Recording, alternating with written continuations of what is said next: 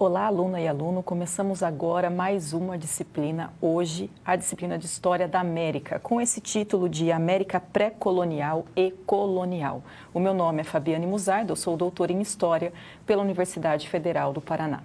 Perceba, já pelo título da aula e também sabendo qual a disciplina que nós estamos começando agora, que nós trataremos aqui de um espaço de tempo bem vasto, que nós trataremos aqui de uma diversidade bastante grande também. Com isso, você perceberá no decorrer das nossas discussões que, ora, nós teremos uma análise mais geral, para entender as questões de mudanças, de permanências e assim por diante. E, ora, nós nos atentaremos a questões mais pontuais, então a contextos de determinados países, por exemplo, já pensando em América mais contemporânea, uma América mais recente, uma história mais recente, ok?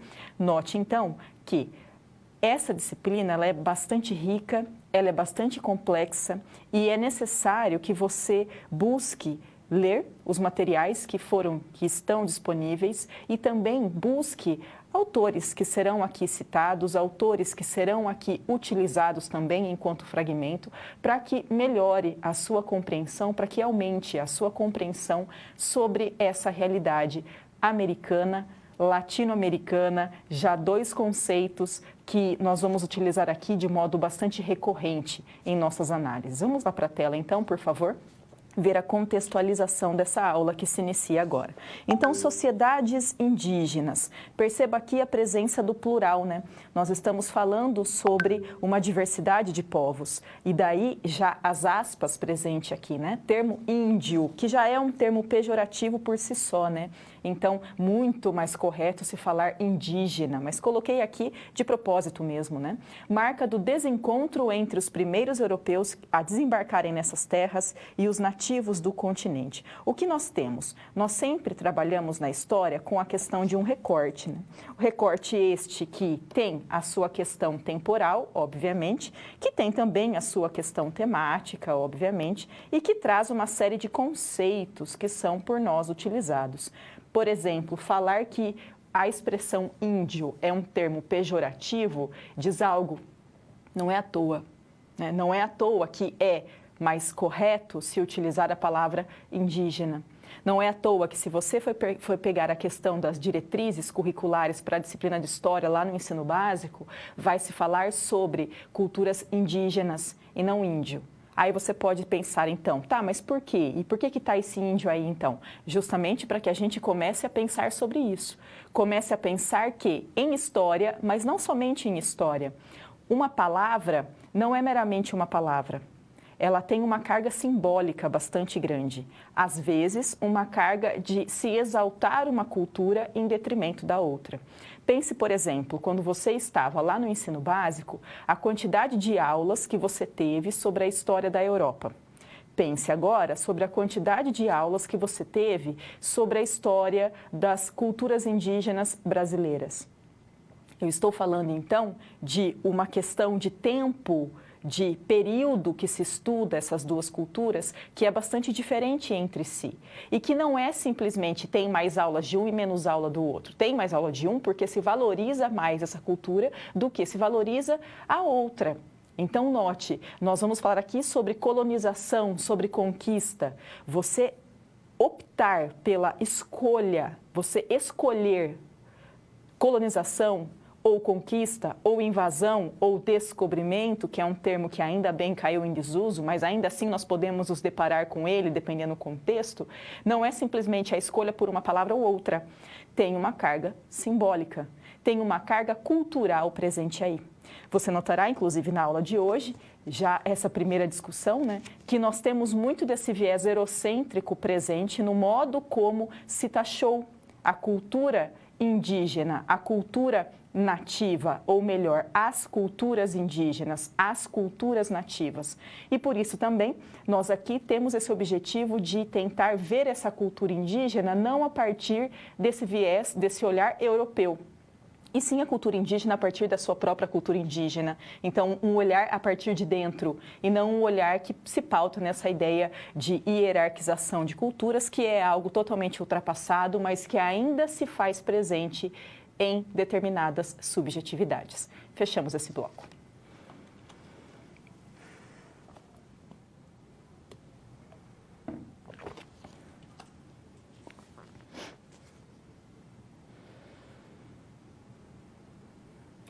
Teorias sobre o povoamento já deixa claro que há mais de uma, né? Nós estamos falando de plural, teorias.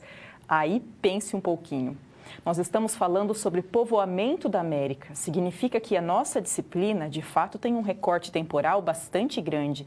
Então, quando eu falo da necessidade de você se atentar às discussões e se atentar aos autores, às autoras aqui citadas, não é à toa, não é um mero acaso.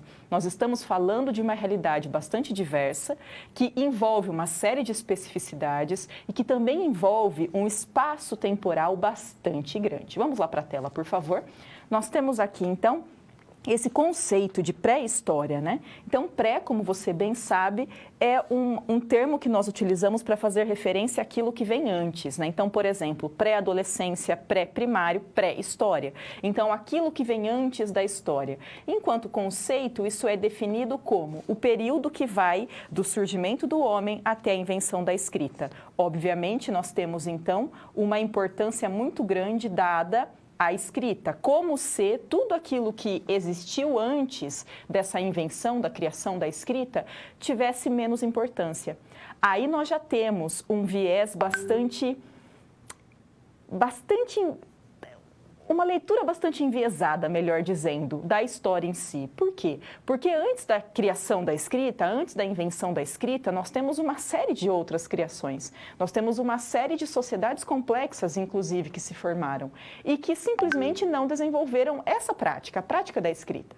Então, perceba que, se falar em pré-história, automaticamente já deprecia esse período da história que é anterior à invenção da escrita. Vamos lá para a tela novamente, por favor. Seguindo aqui, então, já que é anterior à invenção da escrita, nós temos, obviamente, a ausência desses registros, o que não significa que não se tenha história. E é daí que ocorre a importância desses vestígios materiais. Pense, por exemplo, nessa imagem que nós temos aqui, que nada mais é do que uma pintura rupestre localizada ali no território argentino. Pintura rupestre, como você bem sabe, são pinturas que eram feitas no interior de caverna, principalmente, que retratavam, que representavam cenas do cotidiano dessas pessoas. Veja, é um registro material, é um vestígio material e que não se pauta em escrita, se pauta em outra coisa, se pauta em outra espécie de vestígio.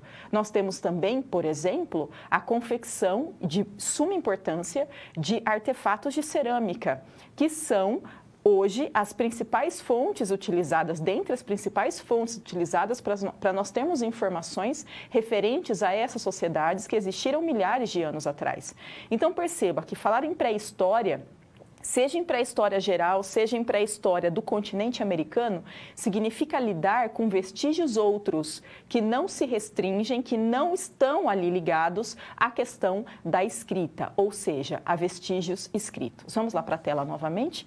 Aqui nós temos a América pré-colombiana. Veja novamente as aspas, porque trata-se de mais um conceito. Conceito este que tem uma carga europeia bastante acentuada e bastante evidente. Então, é o que vem antes de Colombo. Quem foi Colombo, né? Aquele navegador genovês nascido no ano de 1492. Então, a América antes da chegada, melhor dizendo, que chegou à América em 1492, né? A América antes da chegada de Colombo. Perceba, então, que este conceito é um conceito totalmente europeu, parte de uma leitura europeia. Não é à toa que nós temos uma depreciação dessa diversidade de povos que já viviam aqui. Esse mapa que nós temos aqui na imagem, ele representa justamente essa diversidade. Perceba ali as diferentes marcas, as diferentes cores, as diferentes formas e símbolos presentes em todo o território americano, marcando a sua diversidade, marcando essa diferença que existia entre esses povos. Pense só. Você tratar toda a história de um continente a partir da chegada de navegadores de outro continente diz muito mais desses navegadores e do local de onde eles saíram do que das pessoas que aqui estavam. Percebe? Então, nós temos que entender a nossa história e temos que entender esse choque de cultura que aconteceu a partir da chegada, a partir da invasão, a partir da conquista desses europeus ali no final do século XV. Vamos lá para a tela novamente, por favor. Aqui nós temos um mapa que é bastante conhecido, por sinal. Ele é bastante utilizado em livro didático, inclusive, que diz sobre as principais hipóteses do povoamento da América. Perceba que aqui, então, nós temos várias cores, cada uma delas ligada a uma das teorias sobre como ocorreu e quando ocorreu este povoamento. Aqui, né, na cor vermelha, nós temos o povoamento que teria ocorrido pelo Estreito de Bering por volta de 11 mil anos atrás. Então, essas pessoas que teriam saído do continente asiático e atravessado o Estreito de Bering numa época de glaciação. Então, esse estreito ali, né, que liga o continente asiático ao continente americano, que tem poucos quilômetros de distância, que estaria congelado justamente devido à glaciação e teria permitido que as pessoas atravessassem. Seguindo essa teoria, obviamente, nós teríamos que as primeiras pessoas que habitaram aqui a América teriam povoado a América do Norte. E depois, durante muito tempo, nós estamos falando, né? Claro que não é um deslocamento único e constante, essas pessoas teriam avançado e chegado até as outras partes da América, né? Então, a América Central e a América do Sul. Nós temos aqui na cor verde, também pelo Estreito de Bering, por volta de 14.500 anos atrás. Temos na cor rosa, pelo Oceano Pacífico, por volta de 15 mil anos atrás. Segundo essa teoria de povoamento, essas pessoas teriam migrado por meio de embarcações bastante rústicas, por sinal, e parado nas muitas micro-ilhas que existem durante o Oceano Pacífico como um todo. Aí você pode pensar, tá, mas como assim? Para onde as pessoas estavam indo? Elas estavam em migração. Então, é óbvio que elas não sabiam que se deparariam depois de X tempo com um continente, muito menos o tamanho que era esse continente ou o que tinha ali. Eram pessoas que estavam em deslocamento. Aqui em laranja nós temos também pelo Oceano Pacífico por volta de 18 mil anos atrás e na cor roxa pelo Oceano Atlântico por volta de 50 mil anos atrás, né? Nós percebemos aqui a presença da cor roxa, da setinha roxa. Aí o que isso importa? Bom, de acordo com as novas descobertas, algumas teorias vão ganhando mais respaldo do que outras. Então, nós temos, por exemplo, o fóssil da Luzia, que foi encontrado aqui no Brasil, na região de Minas Gerais, e esse fóssil é datado de mais ou menos 13 mil anos atrás. Fóssil este que se localiza no Museu Nacional e que, inclusive, no incêndio que ocorreu no Museu Nacional, ele foi muito destruído. Depois de muita pesquisa, conseguiram recompor aproximadamente 80% desse fóssil, que é uma das marcas principais das descobertas arqueológicas, não só do Brasil, como do continente americano como um todo. O que é de mais importante aqui que você entenda? Nós não temos um consenso sobre como nem quando ocorreu esse povoamento da América. Ocorre que há mais de uma teoria, elas se baseiam em descobertas científicas, elas se baseiam em descoberta de fósseis, em descobertas de achados de vestígios materiais diversos. Vamos lá para a tela novamente. Aqui nós temos, então, esse fragmento. O que são essas fontes históricas, né? Os vestígios materiais deixados por eles, então, esqueletos de homens ou dos animais de que se alimentavam, restos de casas, túmulos, templos, artefatos e objetos diversos, como cerâmicas e esculturas, representam a fonte principal de informações sobre o seu modo de vida. Então, essas teorias todas, elas não se baseiam em achismo, elas se baseiam em descoberta científica, em busca de vestígios materiais, que vão de vestígios de fósseis humanos, fósseis de animais que serviam para alimentação, os sambaquis estão ali para isso, né? E também essa questão de cerâmica e de utensílios que eram produzidos e utilizados no dia a dia. Fechamos esse bloco.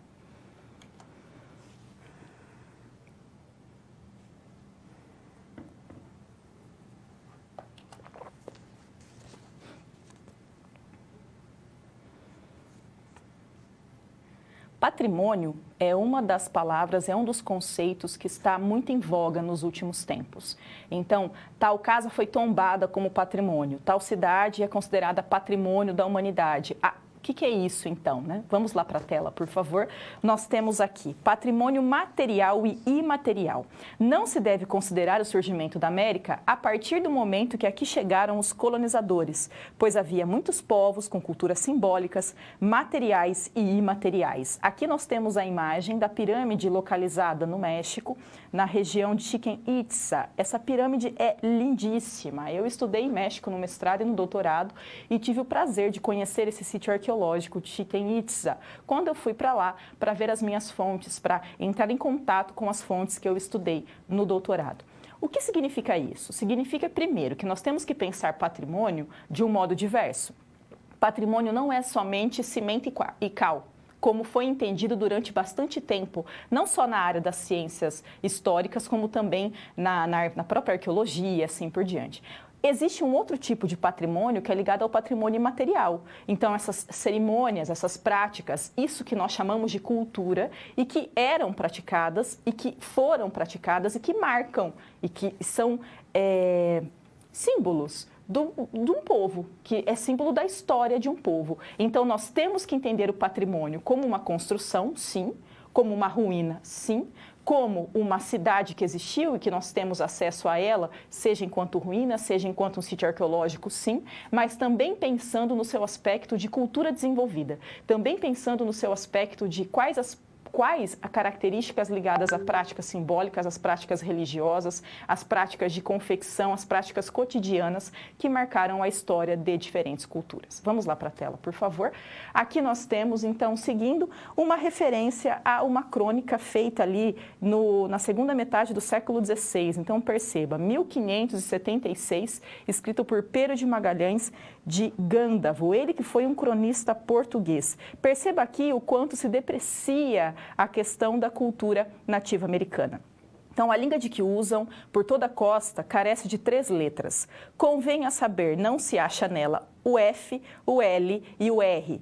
Coisa digna de espanto, porque assim eles não têm fé, eles não têm lei e eles não têm rei. Perceba que se taxa toda uma cultura, ou melhor, toda uma série de culturas diversas, a partir de um olhar europeu. E a partir desse olhar europeu, acredita-se e afirma-se que essas culturas não têm fé. Claro que elas têm fé, só que é uma fé que não é a mesma da fé dos europeus, que eles não têm lei.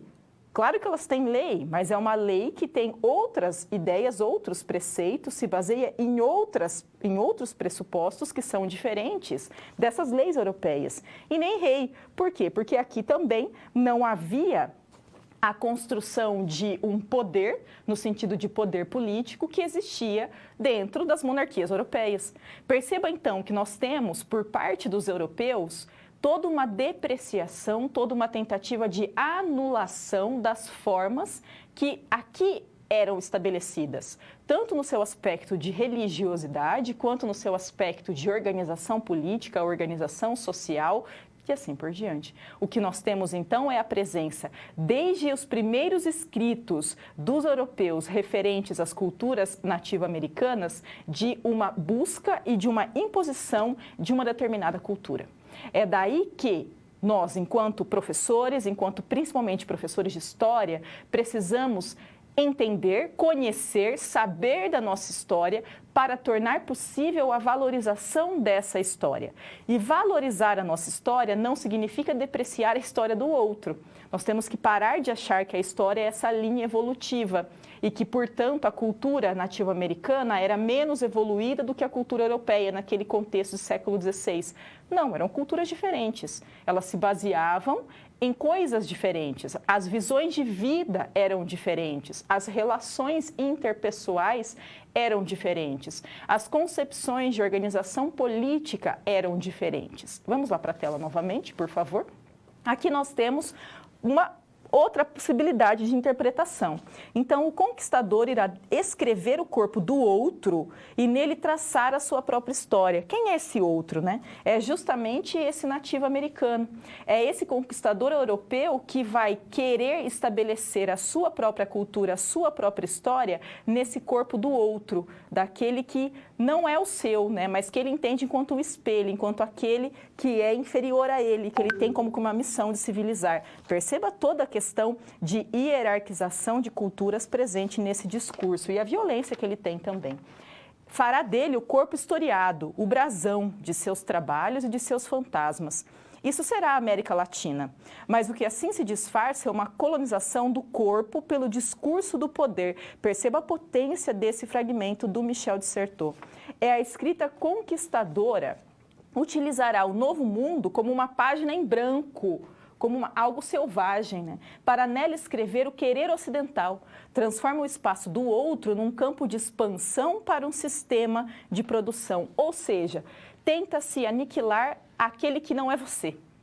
É esse branco europeu que busca aniquilar esse outro. O outro que está aqui englobando uma diversidade absurda de populações, de culturas, de modos de se estabelecer e de ter uma vida em sociedade, de concepções religiosas. É tudo taxado como outro. Então, perceba que já não há uma percepção da diversidade dos povos que aqui viviam. E, para além disso, há uma depreciação dessa cultura. Então, se taxa como aquele que é uma página em branco, aquele que eu estou aqui para forjar uma história. O viés eurocêntrico grita nesse aspecto. Fechamos esse bloco.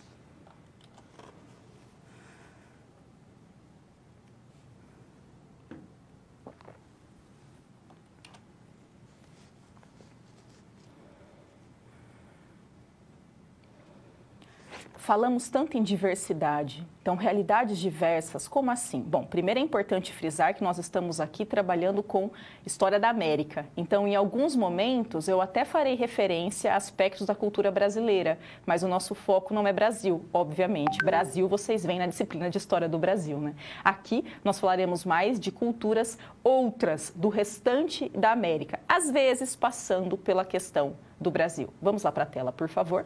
Então, aqui nós temos sedentarismo. Sedentarismo como aquilo que colaborou, né, como aquilo que fez com que as pessoas se fixassem em uma determinada região.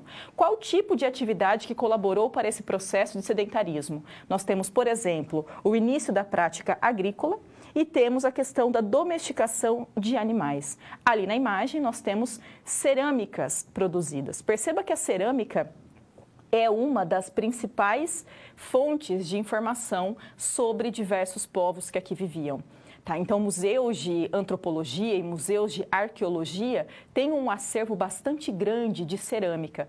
Normalmente não está inteirinha, como está nessa imagem, né? Nós temos cerâmicas já desgastadas com o tempo, obviamente, quebradas também com o tempo. No México, inclusive, há um Museu Nacional de Antropologia, que é um dos maiores museus nacionais da América, que é absurdamente rico no sentido de cerâmica que lá está, além também de vários outros marcos da história americana, como nós falaremos logo mais. Sedentarismo, então, é o resultado de uma mudança de comportamento, de uma mudança de relação, de uma mudança de relações sociais e de ideia de trabalho que se tem com o passar dos tempos, que, obviamente, não aconteceu ao mesmo tempo e nem no mesmo ritmo nas diversas sociedades. Nós temos aí questões ambientais que pegaram, nós temos questões de quem eram essas pessoas e qual é o modo de vida dessas pessoas, onde elas viviam, quais eram as demandas desse território que elas viviam e quais os vínculos que elas estabeleciam entre si também.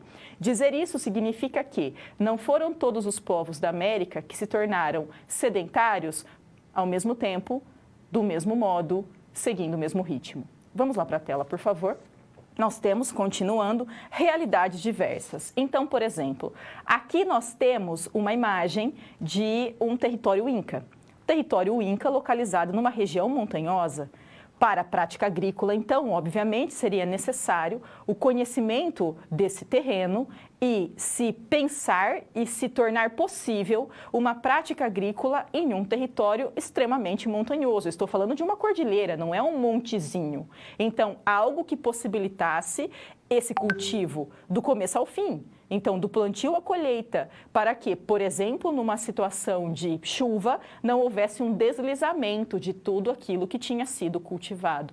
Então, nós temos aqui essa imagem fazendo menção direta a essa técnica agrícola que é como que em degrau, né? Justamente para proteger aquilo que está sendo cultivado. Aqui um fragmento. As diferenças naturais existentes entre regiões da América provocaram um processo de adaptação diversificada a partir das necessidades impostas pelo meio ambiente, dando origem a culturas bastante distintas. É importante frisar aqui algo muito importante. Dizer isso não significa dizer que o meio ambiente determinou as culturas. Não é no âmbito da determinação. Dizer isso significa, ao contrário, que as culturas, o modo como esses povos se estabeleceram, o modo como eles praticaram a agricultura, o modo como eles desenvolveram sociedades mais ou menos complexas, tem relação com o ambiente no qual eles viviam. Por exemplo, os incas, como acabei de dizer, precisaram se adaptar a esse terreno totalmente montanhoso para tornar possível essa prática agrícola. Então, nós temos essa questão ambiental como um dos componentes importantes para a definição de uma série de práticas, uma série de ações. Não significa dizer que o meio exige ou define determinada história, mas, é claro, tem a sua importância. Vamos lá para a tela novamente. Aqui nós temos outra menção a fontes históricas. A cerâmica faz parte da bagagem cultural e tecnológica de diversos grupos humanos pré-históricos, que vêm sendo pesquisados nas últimas décadas, formando parte de quase todos os momentos da vida cotidiana do homem primitivo. Sua presença, às vezes única no registro arqueológico, continuando, permite-nos inferir comportamentos sociais, tipos de alimento, de rituais, comércio e contatos culturais, entre outras atividades, além de nos informar também sobre o desenvolvimento tecnológico dos grupos que a fabricaram. Pense, por exemplo, nessa imagenzinha aqui. Nós temos uma cerâmica, mas ela não é uma simples cerâmica. Ela é uma cerâmica que tem um determinado formato. Perceba que ela tem uma superfície lisa, no sentido de elaboração desse material, né, de matéria-prima, mas ela é ornada, ela é decorada. Então, nós temos, a partir do trabalho com essas fontes históricas, com essas cerâmicas, a possibilidade de pensar aqui, como bem trata, olha, sobre comportamentos sociais, sobre alimentos, sobre rituais, além de desenvolvimento tecnológico. Veja, não é qualquer um que faz uma cerâmica com essa qualidade, sem ter uma tecnologia como a gente tem hoje, e que orna, que enfeita, que decora essa cerâmica. Então, a gente percebe que não é algo feito de modo assim corriqueiro, faz aí um negócio de barro para a gente usar aqui. Não, é decorado, ele envolve um tempo. Não é simplesmente algo que tem um buraco para você colocar alguma coisa aí e carregar. Não, ele tem um formato específico, então tem uma preocupação estética com essa cerâmica. O diálogo da história com a arqueologia é uma das coisas mais potentes que nós temos para conseguir entender e para ter mais informações, mais conhecimento a respeito dessas sociedades que existiram centenas de anos atrás. Fechamos esse bloco.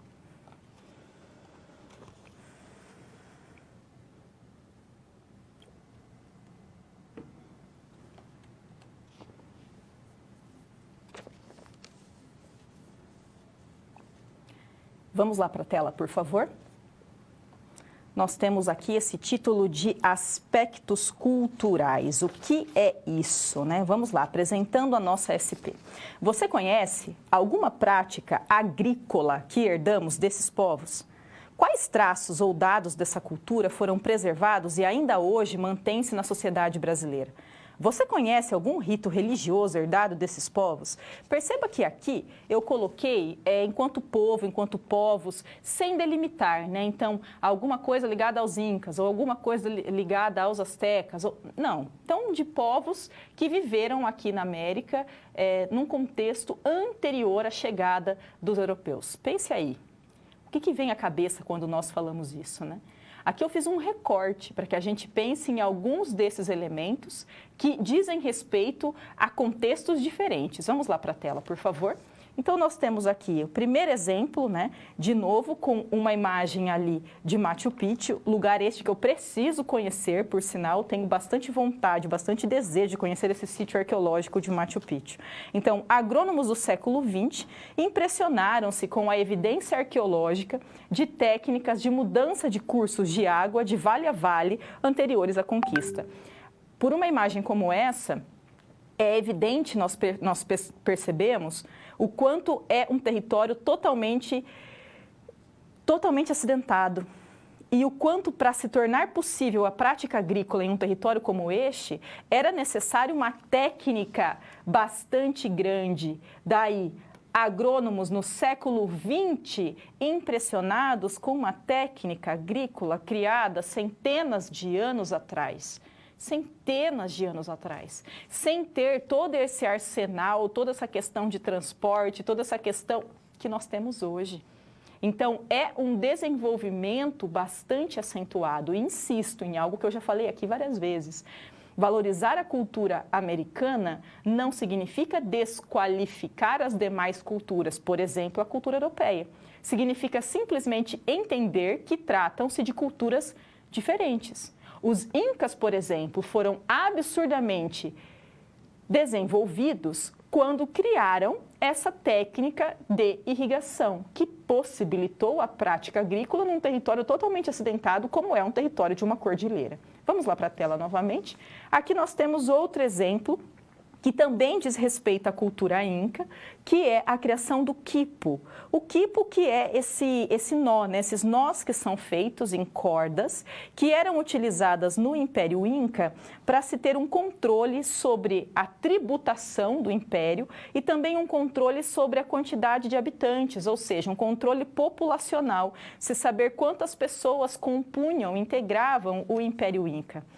Veja, os incas foram um povo que não desenvolveram a escrita.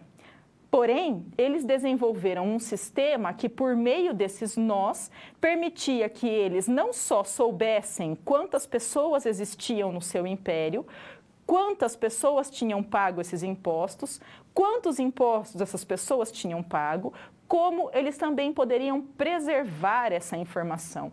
Perceba que nós temos, então, o desenvolvimento de um sistema de registro, ao mesmo tempo registro e comunicação, porque aquilo era possível de ser entendido por outra pessoa que não tivesse feito os nós obrigatoriamente. Então, é um desenvolvimento de uma técnica de registro de informações, de controle populacional, controle tributário, que também diz muito da organização de um povo. Se tem um controle tributário é porque existe um governo instituído. Se tem um governo instituído, tem uma taxação instituída. Se tem uma taxação instituída, é necessário se controlar quem pagou o que quando.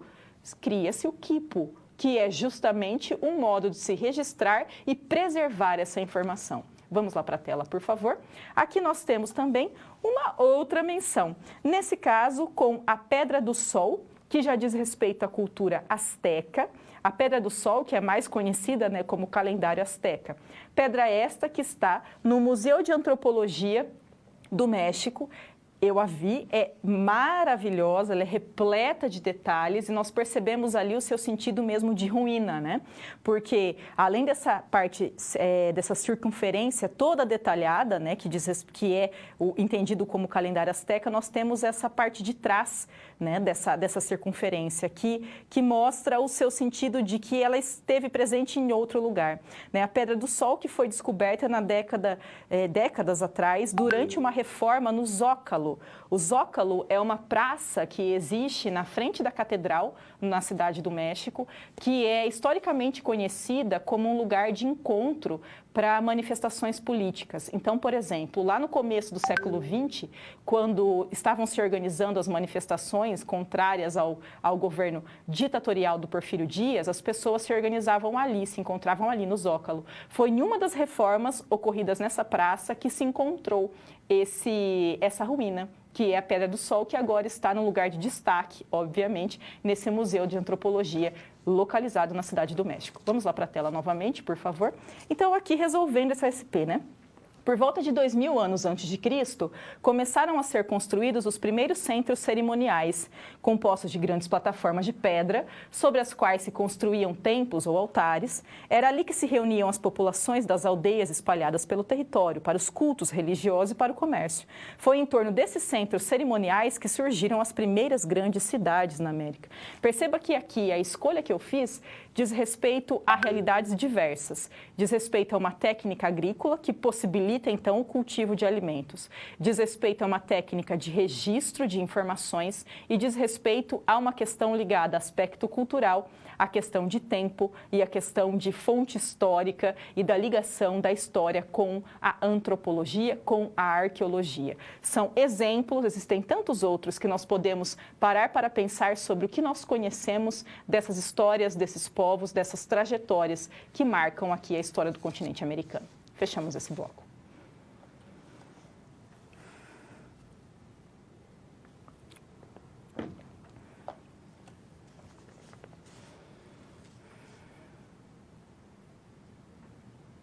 Vamos lá para a tela ver a nossa interação. Um dos mistérios ainda não totalmente resolvidos é se os seres humanos do continente europeu são autóctones. Definir isso torna-se importante para a construção da identidade de nossos ancestrais. A pergunta é: o que significa autóctone? Pense um pouquinho sobre isso.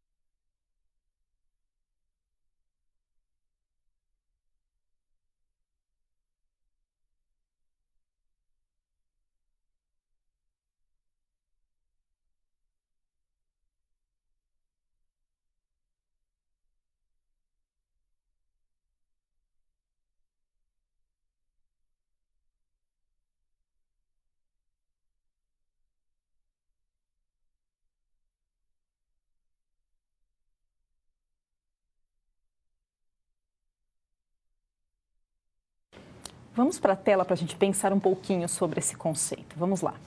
Veja só, autóctone nada mais é do que aquele que é originário do país que habita, cujo lugar também habitavam os seus ancestrais. Automaticamente, nós podemos falar, então, que os americanos não são autóctones. Por quê? Porque nós temos teoria sobre povoamento, ou seja, não teria surgido aqui. As pessoas não surgiram aqui na América, elas vieram para a América a partir de outros territórios.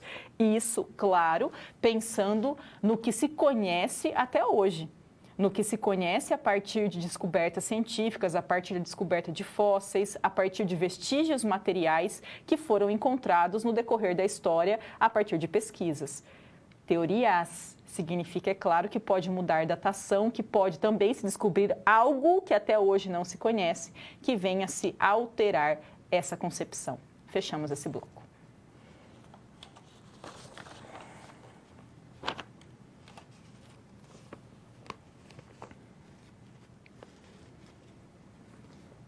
Sociedades complexas, o que será que se trata disso? Então, sociedade complexa é uma sociedade que tem, por exemplo, uma questão religiosa presente.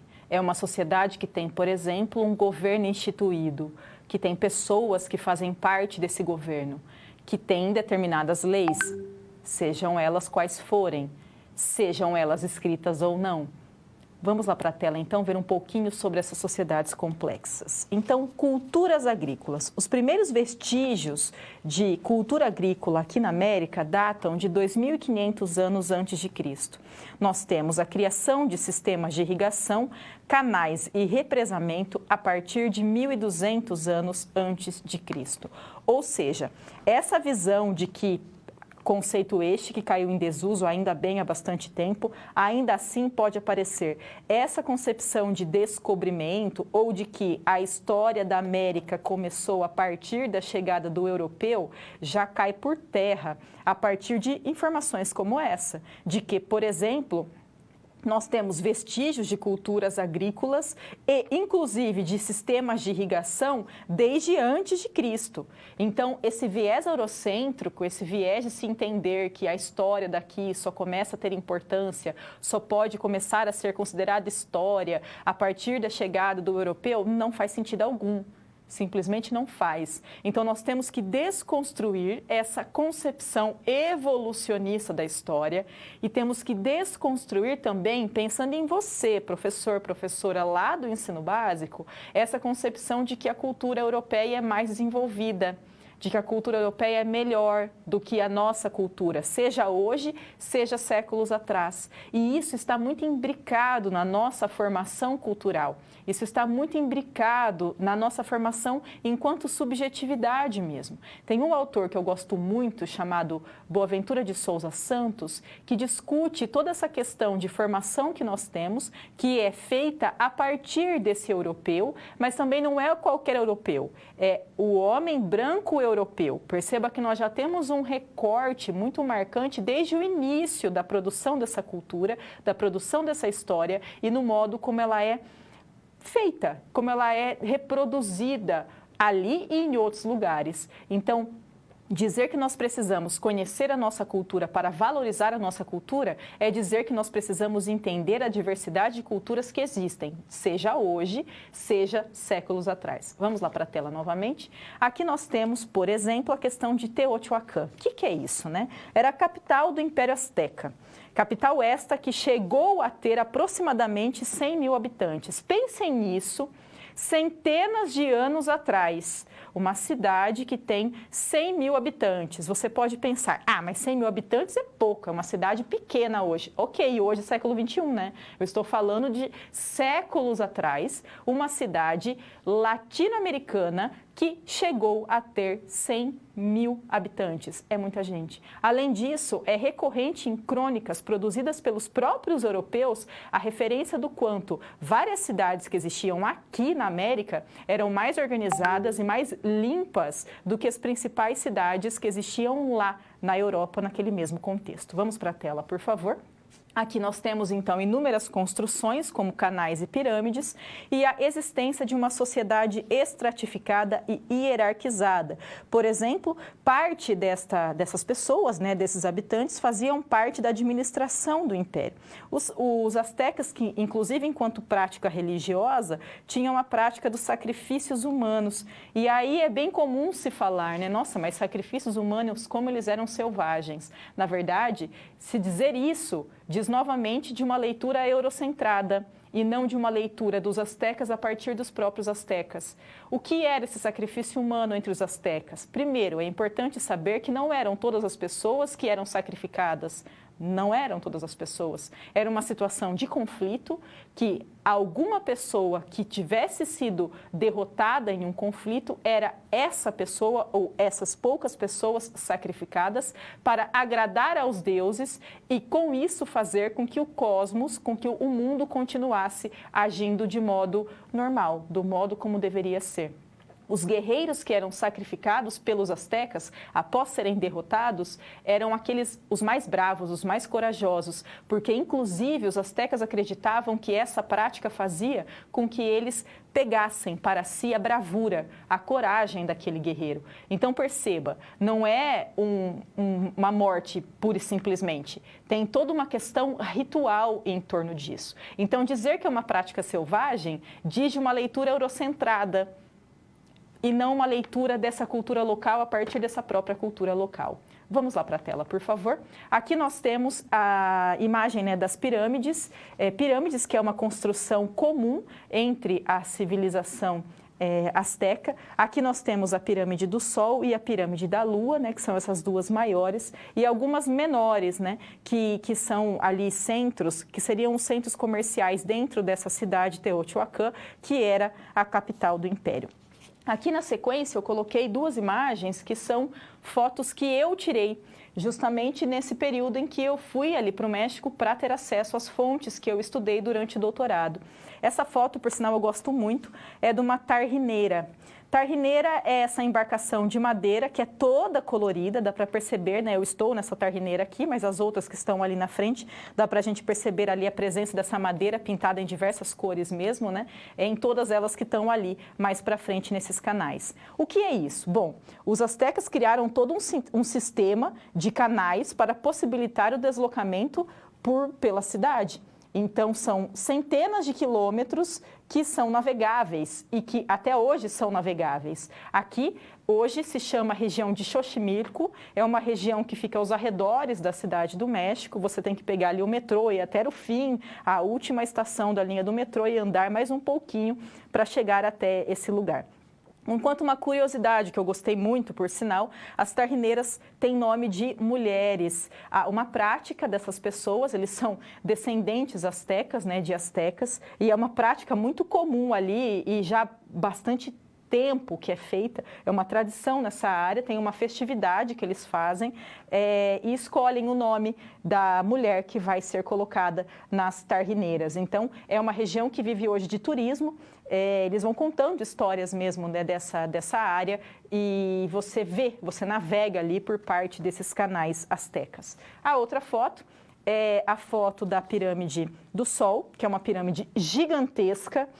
Perceba ali a presença de degraus, né? Esse detalhe em laranja é como uma linha de aquelas cordas de proteção, porque é um fluxo bastante grande de pessoas, de turistas que sobem ali, é permitido subir nessa pirâmide. Esses pontinhos que estão ali em cima são todas pessoas que estão ali, né? A vista é bem bonita, por sinal. Ali você percebe também toda uma questão cultural bastante marcante que, durante todos os domingos, a entrada nesses parques, esse é um sítio arqueológico, melhor dizendo, é gratuita para mexicanos e para estrangeiros residentes no México. Então, você tem a presença muito marcante de famílias com crianças, muitas crianças, subindo esses degraus. Eu cansei muito, mas as crianças no ombro e as pessoas carregando a criança estavam menos cansadas que eu, quase. Enquanto o sentido de conhecer a história e de gostar dessa história e de querer ir ali mais de uma vez, várias vezes, justamente para sentir isso e para ter essa compreensão dessa magnitude, dessa complexidade que foi uma dessas culturas que se desenvolveu no território que hoje faz parte desse país, chamado México. Fechamos esse bloco.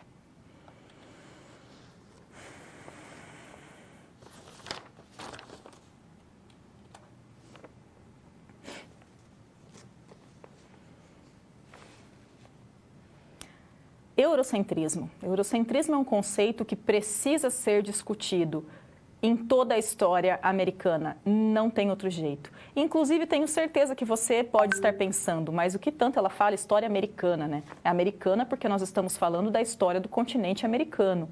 Americano diz respeito a todo o continente e não aos Estados Unidos. Estados Unidos é estadunidense, ok? Então, inclusive, um dos conceitos que nós precisamos parar para pensar, né? Porque nós utilizamos de modo corriqueiro, os americanos, para fazer referência às pessoas dos Estados Unidos. Mas não, os americanos diz respeito a nós, aos argentinos, aos peruanos, aos bolivianos, aos mexicanos, aos colombianos e aos estadunidenses também. Vamos lá para a tela, por favor. Aqui nós temos dois conceitos, conquista e ou colonização. Então, no Brasil, nós costumamos utilizar o termo colonização. Então, nós falamos, né, em 1500 deu início à colonização, ou sistema colonial. Na América Espanhola, por sua vez, se utiliza mais o termo conquista. Mas note que aqui ainda eu fiz questão de colocar América Espanhola, né? Ou seja, a porção da América que foi conquistada pelos espanhóis, diferente do Brasil, que é uma das porções da América que foram conquistadas pelos portugueses, como você bem sabe. Aí você pode pensar, tá, mas conquista ou colonização, que diferença que faz? Note que conquista tem um sentido muito mais incisivo do que colonização. Colonização, já cria-se uma ideia de se criar uma história em determinada terra, de se criar raízes, que é uma expressão bastante recorrente também em determinados textos de história, né? Conquista não. Conquista diz de uma imposição, conquista diz de uma violência. Então, se falar em conquista da América, é uma forma de se entender esse processo diferente. Não totalmente, porque nunca será totalmente diferente, porque nós estamos tratando da mesma coisa. Mas é diferente de quando nós falamos colonização da América, que tem um sentido de uma maior passividade do que o termo conquista. Vamos lá para a tela, por favor. Aqui nós temos, então, um modo de se pensar como a igreja via essa população nativa. Então, aqui é um fragmento escrito pelo Papa Paulo III, na primeira metade do século XVI. Nós estamos falando, então, do início desse processo de conquista. E querendo prover nessas coisas um remédio conveniente com autoridades apostólicas, determinamos e declaramos que os ditos índios e todas as demais gentes que daqui em diante viessem ao conhecimento dos cristãos, mesmo estando fora da fé de Cristo, não estão privadas nem devem sê-lo de sua liberdade, nem do domínio dos seus bens, e não devem, continuando aqui, ser reduzidas à servidão, declarando que os ditos índios e as demais gentes devem ser atraídas e convidadas à fé de Cristo, com a prédica da palavra divina e com o exemplo da boa vida. Note que aqui, primeiro você pode pensar, tá, mas então o Papa teve um sentido de entender essas pessoas enquanto pessoas. Sim, teve, mas enquanto pessoas que estão ali, a gente até pode considerar como gente. É isso que está sendo dito, a gente até pode considerar como gente e que nós temos essa função, essa missão de trazer para essa cristandade. Ou seja, não se respeita a especificidade, os aspectos culturais, a religiosidade dessas pessoas. Tipo, dá para se entender enquanto gente, esses índios e os demais que estão ali, apesar de tudo. Mas para trazê-los para nós. A questão de como se pensava os indígenas naquele contexto é uma questão bastante presente e que foi alvo de visões bastante diferentes entre si. Então, quando se discutia sobre vai ser ou não permitido transformar os indígenas explorar a mão de obra indígena, transformar os indígenas em mão de obra servil, ora a igreja falava que sim, ora que não. Tinha grupos que falavam que sim dentro dessa instituição, grupos que falavam que não. Então, não havia um consenso em relação a isso. E você pode pensar, tá, mas por que tem tanta importância assim a igreja nesse contexto? Bom, nós estamos falando de uma das principais, para não dizer a principal instituição que existia naquele contexto. E estamos falando, inclusive, de um período em que houve na Europa uma série de reformas religiosas que fizeram com que a própria instituição Igreja Católica entrasse em crise, como você bem sabe também.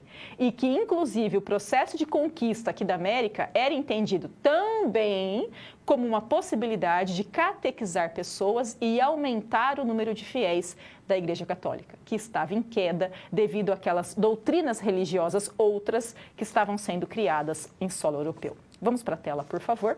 Aqui nós temos outras visões. Então, é justo e útil que os índios sejam servos.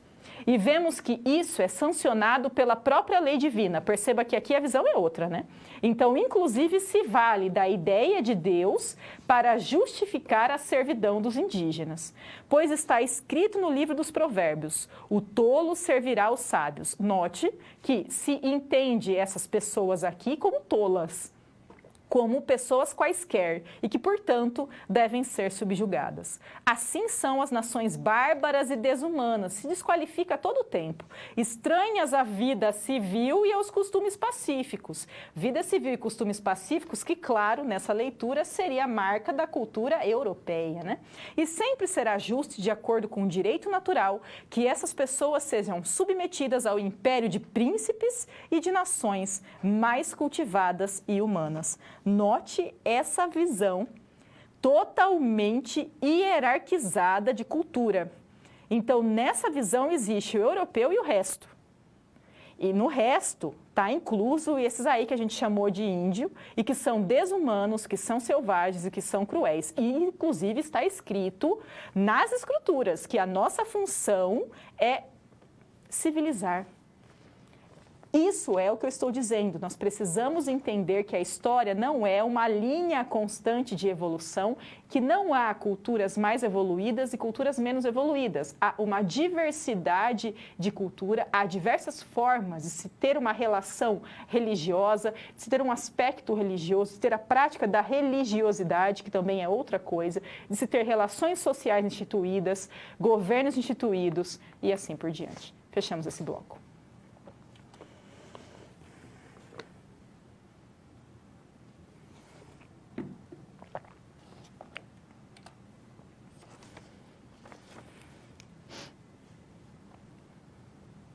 Sempre que nós falamos sobre pode explorar ou não a mão de obra indígena, o nome de uma pessoa vai aparecer, que é o Bartolomé de Las Casas. Então, vamos lá para a tela para ver um fragmento sobre esse autor. Veja aqui. Bartolomé de Las Casas, ele que é um frade espanhol, nascido em 1484, então final do século XV, justamente o período que vai ter início esse processo de conquista / colonização, pensando em toda a diversidade referente ao uso desses conceitos também. A causa pela qual os espanhóis destruíram tal infinidade de almas foi unicamente não terem outra finalidade última senão o ouro, para enriquecer em pouco tempo, subindo de um salto a posições que absolutamente não convinham às suas pessoas. Enfim, não foi senão sua avareza que causou a perda desses povos, que por serem tão dóceis e tão benignos, foram tão fáceis de subjugar. Perceba que aqui nós temos a menção a essa busca pelo ouro. Note que aqui nós temos a política mercantilista e uma das principais práticas da política mercantilista é justamente o metalismo, que é essa busca pelo ouro e pela prata. Nós temos essa menção, então. Então, os espanhóis estão aqui em busca de ouro, principalmente. Outra finalidade, principal é a busca do ouro, todo o resto é resto. Aqui, Bartolomé de Las Casas destaca também esse caráter dócil e benigno daqueles que aqui viviam. Também tem um sentido de infantilização presente, é necessário frisar isso. Continuando. E quando os índios acreditaram encontrar algum acolhimento favorável entre esses bárbaros, viram-lhes tratados pior que animais e como se fossem menos ainda que o excremento das ruas. E assim morreram, sem fé e sem sacramentos, tantos milhões de pessoas. Perceba que, ainda que tenha esse sentido de infantilização da população nativa, nós temos aqui um sentido benevolente que não se faz presente na maior parte das pessoas que estavam ocupando algum cargo de poder naquele contexto. Pessoas estas que entendiam a população indígena aqui como uma população que deveria ser subjugada por ser selvagem, por ser inculta, por ser bárbara e qualquer sinônimo que passar aí pela sua cabeça que tenha esse sentido. Aqui o Bartolomé de Las Casas vai acentuar o quanto essa prática, que na realidade, segundo a sua visão, tinha como fim último a busca por riqueza e por riqueza monetária, pelo ouro, como aquilo que resultou na morte de milhões desses indígenas. E daí nós chegamos em alguns conceitos que são muito importantes para nós entendermos de que modo essa população daqui foi entendida no campo de exploração. Vamos lá para a tela, por favor. Então, aqui nós temos o conceito de encomienda. Qualquer livro que você pegar, que estiver falando sobre processo de colonização na América Espanhola, vai trazer esse conceito de encomienda. Então, a exploração do trabalho indígena e cobrança de tributos, em parte repassados à coroa espanhola. Perceba que nós temos tanto a exploração do trabalho em si, então esses indígenas são obrigados a trabalharem, como, além de tudo, eles ainda têm que pagar impostos. E parte desses impostos passa-se para a coroa espanhola, ou seja, para o rei espanhol. Em troca, cabia aos encomendeiros, que eram esses que eram responsáveis por essa exploração de trabalho e responsáveis por essa coleta dos impostos, né, zelar pela segurança e cristianização dos nativos sob sua tutela. Perceba aqui, essa é a grande questão. Ó. Nós temos, por meio desse conceito de encomienda, apesar de ter uma exploração do trabalho, apesar de se ter a cobrança de impostos, os indígenas não sendo considerados como escravizados ou qualquer coisa parecida com isso. Por quê? Porque justificava-se esse uso da sua força de trabalho por isso aqui, ó, pela cristianização, ou seja, justifica-se essa exploração por uma ordem teológica. Então, eu estou aqui, ele está trabalhando para mim, a sua mão de obra é completamente explorada, mas eu estou o cristianizando. Desse modo, ele tem a possibilidade da vida eterna, a possibilidade do paraíso. Difícil, mas era uma leitura criada naquele contexto, de que essa exploração se justificava através dessa leitura, por meio dessa leitura teológica. O outro conceito, vamos lá para a tela, por favor, é o conceito de mita. Então, é o trabalho compulsório realizado durante meses. Trabalho compulsório, tá? Não é trabalhar poucas horas por dia. Não, é um trabalho severo, é um trabalho compulsório. Aí, é uma informação importante. A mita já era uma prática que era realizada dentro do Império Inca, organizada ali pela liderança, né, pelo governante inca, que recebia o nome de Sapa Inca, que exigia um trabalho compulsório, por exemplo, em questão de colheita, na época das colheitas, ou então na construção de templos, durante determinado período do ano. Agora, uma coisa... Não estou falando também que estava certo isso, mas é que isso tinha um sentido diminuto. Era uma prática dentro do Império Inca, realizado algum período do ano, para algumas pessoas trabalharem em algumas atividades.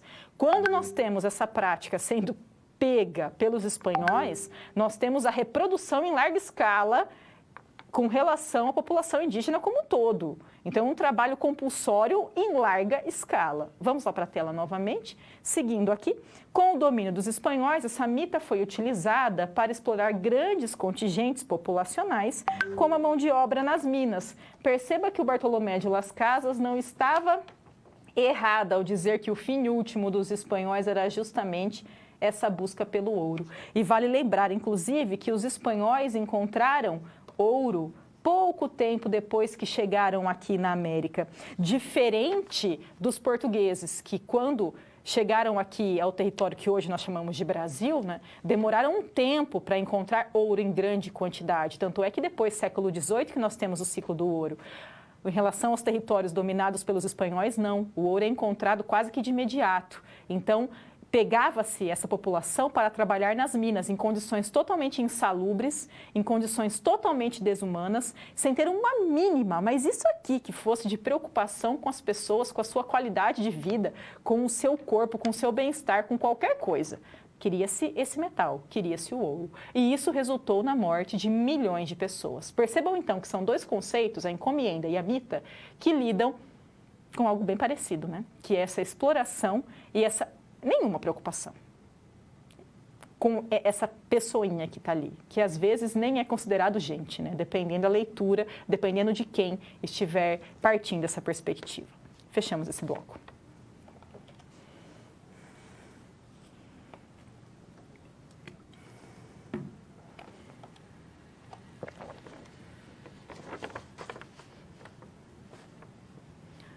Encontro de Povos é o título dessa nossa SP e eu coloquei porque é um conceito que você também pode se deparar quando se trata desse tema. Você pode se deparar então com conquista, com colonização, com encontro, com invasão.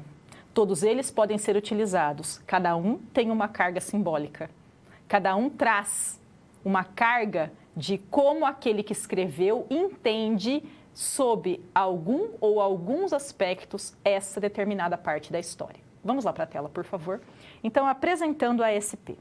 Qual reação você teria ao perceber outros seres chegando de um lugar que você nunca imaginaria que existisse? Perceba que aqui, na imagem, nós temos uma embarcação e toda essa ideia, né, desse desconhecido, não? Então, esses monstros marinhos, essa embarcação que é quase do mesmo tamanho que o monstro, então, territórios que não se sabe exatamente a dimensão que tem ou a sua localização exata e assim por diante. É curioso nós pensarmos isso, né? E dar aula sobre isso no ensino básico é muito legal, por sinal, porque nós temos essa mania de achar que conhecemos tudo ou então que nada nos assusta, né? Ou que, sei lá, né, que existe um certo conhecimento sobre realidades tão diversas. Agora, imagina a sensação maluca que deve ter sido, lá no final do século XV, comecinho do século XVI, pessoas que viviam aqui na América, que não tinha esse nome ainda, então América também um termo criado pelos europeus, né, que viviam aqui nesse território, vendo essas pessoas tão diferentes chegando nessas embarcações enormes, vindo de sei lá onde, pessoas repletas de roupas, pessoas com pelos no rosto, local onde eles não tinham pelos, eles não conheciam aquilo, pessoas com outra cor de pele, pessoas com outro tipo de cabelo, pessoas com uma estética diferente, falando um idioma que eles não tinham a menor ideia do que era. Numa embarcação, o que é isso? Então, tudo diferente. Então, a nossa SP vai nesse sentido. Tente se imaginar nesse contexto. Vamos lá para a tela, por favor. Aqui nós temos algo que é necessário de ser pensado. Problematizar o termo aculturação. É um termo que você pode se deparar quando se trata sobre esse processo de conquista, de colonização, e que precisa ser pensado. Por quê? Porque ele cria a ideia de mão única. É como se, a partir do momento que o europeu aqui chegou, ele tivesse imposto 100%, integralmente, a sua cultura. Contudo, não é assim. Não é assim. Por exemplo, um dos livros que eu estudei enquanto fonte no doutorado se chama, em português, Ídolos Atrás dos Altares. Pense nesse nome. Ídolos Atrás dos Altares. Nada mais é do que um ídolo, aquele para o qual você tem o seu aspecto religioso sendo desenvolvido, atrás. Então, aquilo que existe para além dessa religião imposta por essas outras pessoas que chegaram aqui. Então, apesar da tentativa de imposição de uma cultura por parte do europeu, há uma série de resistências das populações nativas e uma série de sobrevivências dessas culturas e uma série de trocas também. Não é correto nós pensarmos que somente o europeu trouxe a cultura para o americano, para o nativo e impôs. Não, há um processo de troca também, apesar da tentativa de dominação. Vamos lá para a tela, por favor. Então, a aculturação, esse conceito que precisa ser pensado. E o domínio do europeu que teve ligação direta com fatores como o uso da arma de fogo. Então, pensem, os indígenas tinham um conhecimento muito grande, eram guerreiros assíduos, principalmente grupos, povos como os astecas, por exemplo.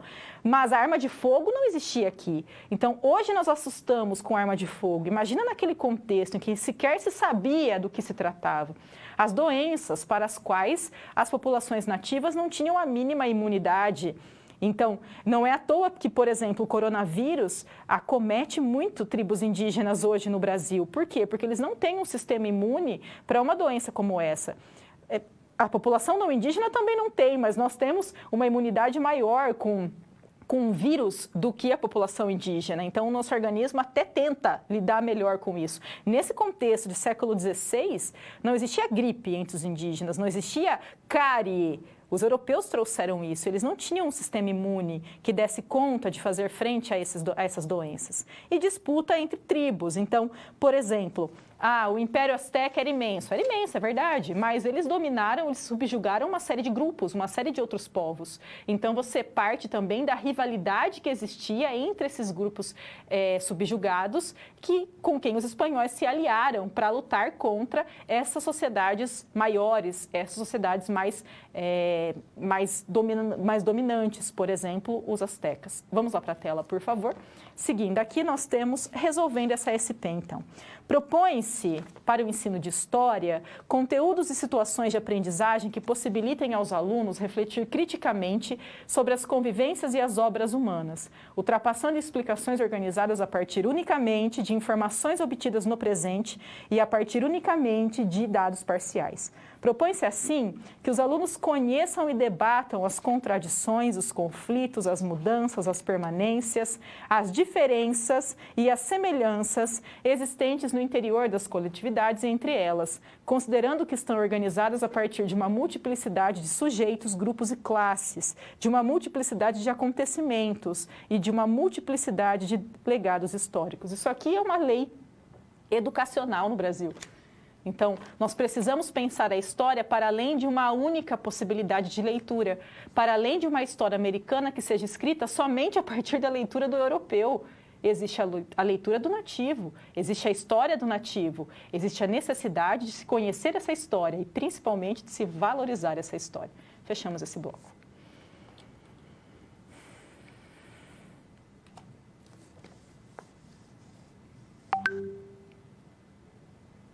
Vamos lá para a tela ver a nossa interação.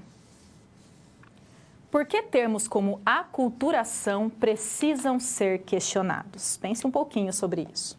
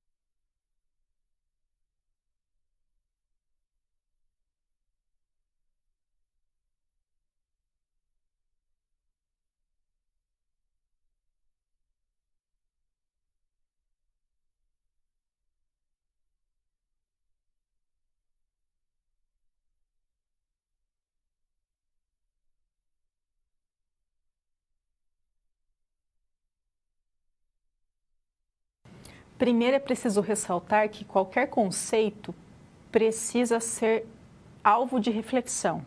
Você precisa pensar sobre ele. Então, um conceito como aculturação, por exemplo, ele traz uma carga de mão única, como se a cultura europeia tivesse se imposto de modo integral a partir do momento que os europeus aqui chegaram. E não é assim. Nós temos uma série de resistências feitas pela população nativa, feita pelos diversos povos que aqui viviam, e temos também uma série de trocas que ocorrem entre aquilo que até então era a cultura nativa e a cultura europeia. Um autor que é muito legal que trabalha isso é o Sergei Gruzinski, em um livro que se chama O Pensamento Mestiço. Fechamos esse bloco. Para finalizar essa aula de hoje, vamos para a tela retomar alguns assuntos que foram tratados. Vamos lá, por favor. Então, história como resultado de trabalhos com fontes e interpretação. É, por exemplo, falar sobre o diálogo entre a ciência da história e a ciência da antropologia e da arqueologia.